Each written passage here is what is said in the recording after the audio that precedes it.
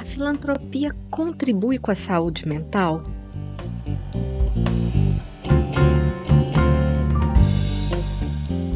Olá, tudo bem com vocês?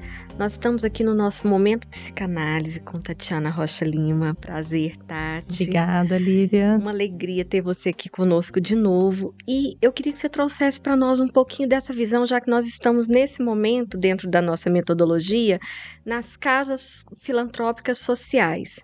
A filantropia, ela contribui com o processo de saúde mental da sociedade? A filantropia, com certeza, pode ser uma via que contribui para a saúde mental, né? Porque a filantropia, ela pode servir como um caminho para a pessoa se sentir conectada a outras pessoas, se sentir conectada ao humano, e daí ela desenvolver um sentido diferente na própria vida. Porque hoje, Lívia, a gente está vivendo em uma era, né, em tempos muito individualistas. Tudo é muito rápido, o contato está mais restrito, as ligações, né, até por telefone, as ligações diminuíram, a gente tem uma preferência em falar por mensagens ou por áudio. E por que isso? Porque isso mantém protegido uma sensação de individualidade, né? De certo controle de tempo, eu falo com quem eu quero na hora que eu quero. Então, tem um lado muito bom disso, né? Pensando em praticidade até, mas tem um lado que a gente talvez vai reduzindo a nossa área de contato. E nós somos seres sociais, nós precisamos dessa troca de humano com humano. Tem coisa que não se substitui. A gente pode, por exemplo, pensar, né, numa doação, por exemplo, online, que é muito importante também, que pode ser de grande utilidade, mas algumas pessoas conseguem se dispor de tempo para ter uma outra espécie de doação, que pode ser a gente pensando, por exemplo, nessas casas filantrópicas. Sim, você falando aí, agora há pouco, eu estava me lembrando de um filme, Tomates Verdes Fritos, você Sim, assistiu? sim, E foi justamente naquele diálogo onde o marido ia visitar uma tia, a tia não gostava da esposa, e a esposa começa a conversar com uma senhora que não recebia visitas naquele asilo. E a senhora começa a contar toda uma história de vida, né, que aí mescla um pouco nas casas culturais também, e transformar a vida dela. E aí você percebe dentro do processo, só a pessoa que vai, que ajuda o que está lá, ou também ela vai se transformando nesse processo? Como que aí a psicanálise entende essa simbiose que acontece nesse dar e receber? esse dar e receber, ele é vital para nós humanos. A gente precisa, isso dá um senso de existência, né? Um senso tem um objetivo, tem alguma essência que se transforma e é alimentada nesse processo do dar e do receber, da troca.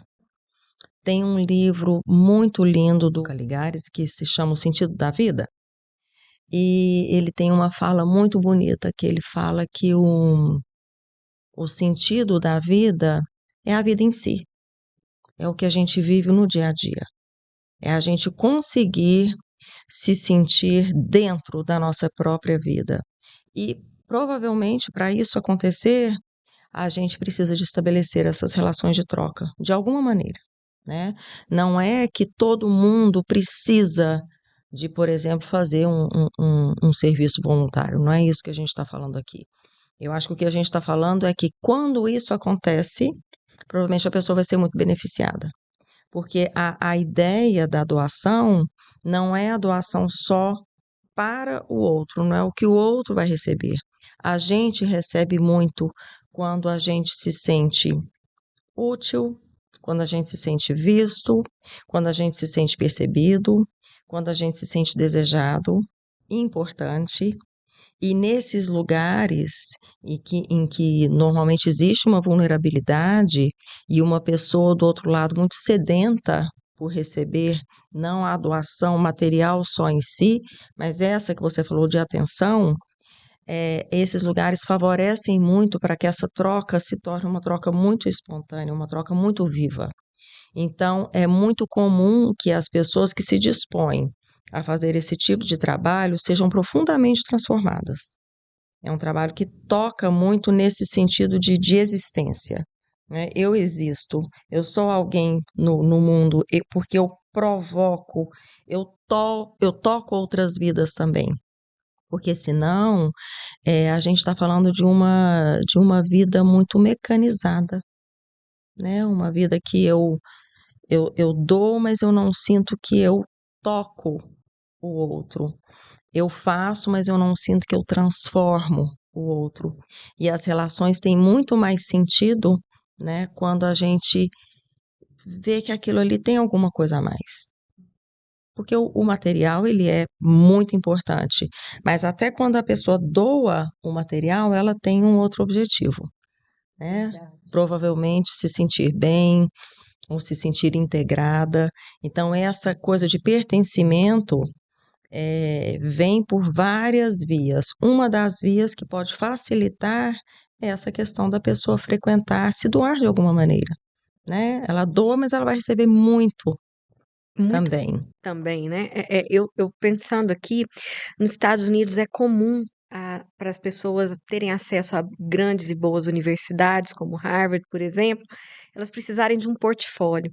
E nesse portfólio conta muito o processo do voluntariado. O que que elas Sim, fizeram de voluntariado até chegar à universidade. E talvez seja justamente para expansão dessa consciência, dessa inteligência, como Gardner chama, da inteligência existencial. Né?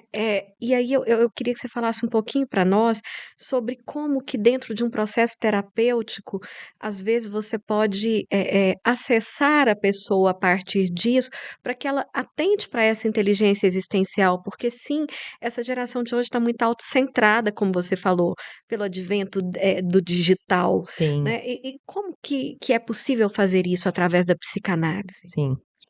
Eu acho que quando a gente consegue desenvolver na relação analítica, na relação terapêutica, um sentimento de esperança na pessoa, se abrem muitos caminhos. Porque quando a gente está falando de uma pessoa que está, por exemplo, em um processo depressivo, que as conexões são muito difíceis, que as conexões vão ficando muito rasas, muito esgarçadas, a pessoa ela vai tendo um olhar muito desesperançoso para a vida. Depois de muitas decepções, por exemplo, em relacionamentos, a pessoa deixa de acreditar no poder dos relacionamentos, porque a dor provoca isso, né? A dor provoca uma desilusão. Então, quando a gente começa a se movimentar no sentido da vida, vários caminhos podem se abrir. E é muito impressionante quando a pessoa vê um sentido nisso e é realmente transformador, né? Não é incomum, Lívia, a pessoa se dispor, por exemplo, a uma vez por semana fazer um trabalho voluntário. E aos poucos as coisas parece que vão se movimentando mais na vida dela. Existe um sentido, existe um porquê e existe quem atender. E a pessoa se conecta no poder transformador dos outros, de quem ela ajuda também. Então, na verdade, é um movimento que vai crescendo, né? Que vai abrangendo. E isso é muito importante, porque você viver mecanicamente, você viver isolado, pode ser uma escolha, mas provavelmente vai ser uma escolha muito sofrida, né? Uma escolha que mais rasa. A gente se sentir integrado, a gente se sentir importante, a gente conseguir fazer trocas, isso realmente é transformador. Desde a criança que, por exemplo, se sente notada em uma sala de aula, ou quando ela não vai numa aula, ela chega, e quando ela vai num dia de escola, ela chega e os coleguinhas perguntam: por que você não veio? Aquilo ali é um boost de alegria, né? A criança percebe: olha, sentiram a minha falta. A gente sente isso quando criança, imagina, a gente sente como adulto também, quando adulto também, né? Tem algumas questões que o que se transforma é a maneira que a gente lida, mas esse desamparo junto com essa necessidade de se sentir notado e visto, isso permanece. O que muda é a intensidade. Então, essa oportunidade que às vezes a pessoa encontra de fazer um trabalho e ela viver essa experiência que ela faz sentido na vida e na vida de outras pessoas, com certeza isso é transformador e fortalecedor. Tati, eu te agradeço muito, acho que foi muito esclarecedor para todos nós. E fica o convite, porque com esse processo nosso das casas sociais filantrópicas, é justamente que volta na primeira casa do eu ao nós. É a percepção de que nós estamos em sociedade, que nós precisamos uns dos outros. E vocês viram o poder engrandecedor para a nossa saúde mental e para a nossa cura pessoal. Um grande beijo e até a próxima. Obrigada, até a próxima.